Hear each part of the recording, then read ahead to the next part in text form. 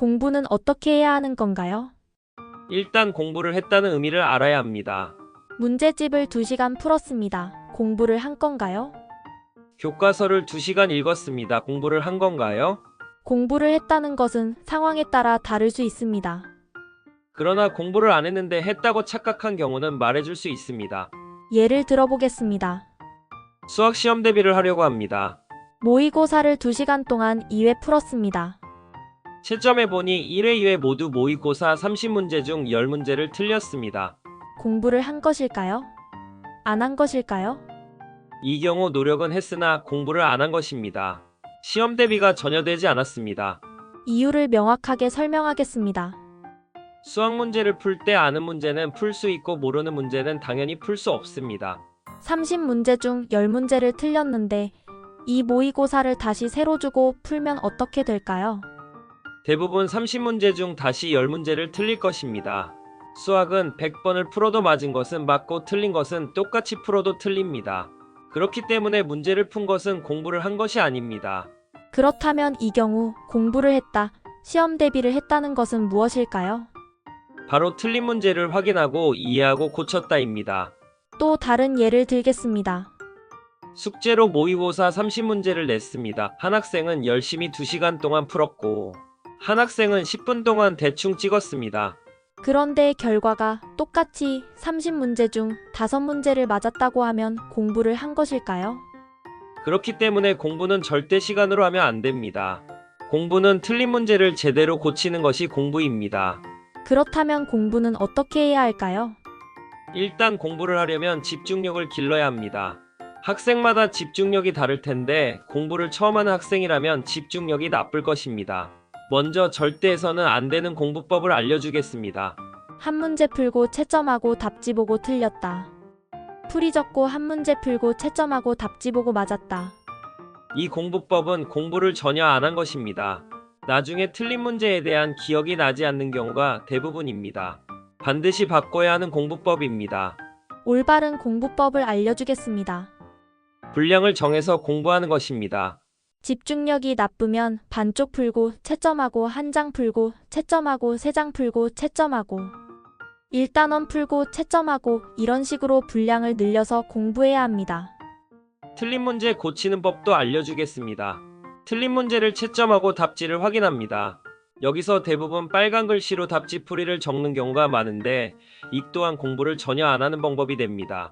답지를 보고 이해를 한 후 다시 풀 수 있어야 합니다. 그렇기 때문에 이해를 했으면 답지를 덮고 빈 공간에 안 보고 풀 수 있어야 합니다. 시간이 오래 걸리더라도 정확하게 해야 합니다.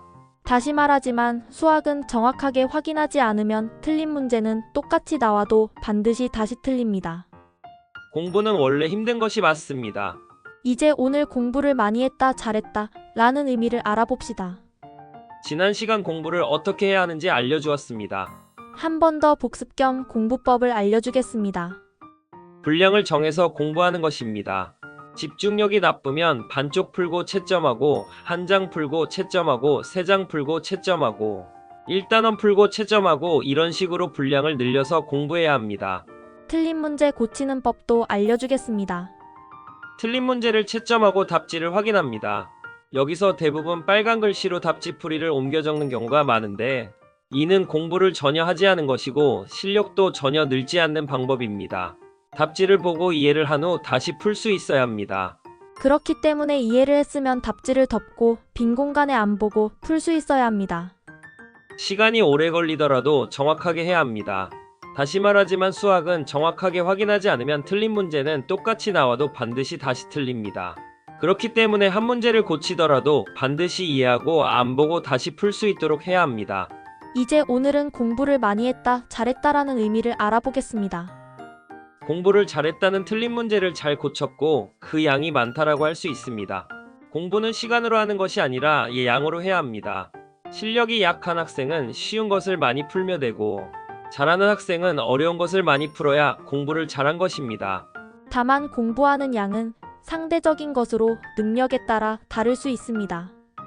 예를 들어 오늘 집중해서 3장을 하려고 했는데 3장 반을 풀었다면 이럴 때 공부를 잘했다라고 할 수 있습니다. 그래서 양이 적어도 누구나 오늘 공부 잘했다라고 할 수 있는 것입니다. 공부는 어떻게 하는 건가요? 마지막으로 공부를 못하는 학생이 착각하는 점을 말하겠습니다. 모의고사 30문제를 풀었을 때 10문제만 맞았다면 이때 20문제를 틀렸다는 자괴감에 나는 수포자다, 나는 해도 안 된다. 이렇게 틀리는데 수학을 해서 뭐해? 등등 공부를 안 하려고 합리화를 합니다. 그런데 다시 한번 말하지만 수학은 맞은 문제는 100번 풀어도 맞고 틀린 문제는 똑같이 나와도 똑같이 틀립니다. 그렇기 때문에 제대로 확인하고 고치기만 한다면 틀린 것이 많을수록 공부를 잘하는 것이며 이것이 쌓이면 실력도 팍팍 올라가고 자신감이 높아집니다. 제발 말로만 공부해야지 하지 말고 현실적인 것을 찾아 지금 당장 실천하기를 바랍니다. 모의고사 30문제 중 한 번에 30문제를 다 맞으면 좋겠지만 처음에 20문제를 찍고 그 다음에 15문제, 10문제, 5문제 이렇게 찍는 문제가 적어지면 공부가 엄청 재미있음을 깨달을 수 있습니다. 공부는 힘이 듭니다.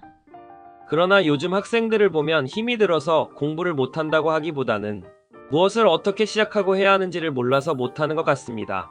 공부 포기 탈출, 수학 포기 탈출을 하고 싶다면 다음 영상을 클릭하세요.